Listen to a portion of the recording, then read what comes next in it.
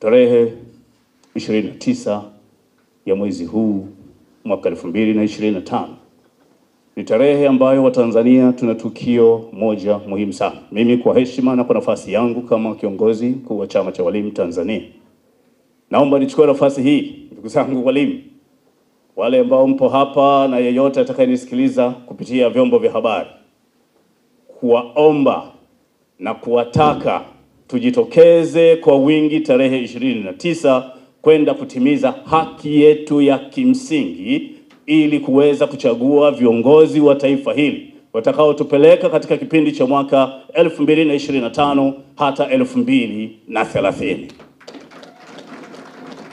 Ni lazima walimu tuwahakikishie jamii kwamba sisi ni kioo cha jamii. Kwa hiyo mahali popote tulipo, tuhamasishe jamii ya Watanzania kuhakikisha kwamba wanatimiza haki yao ya kimsingi.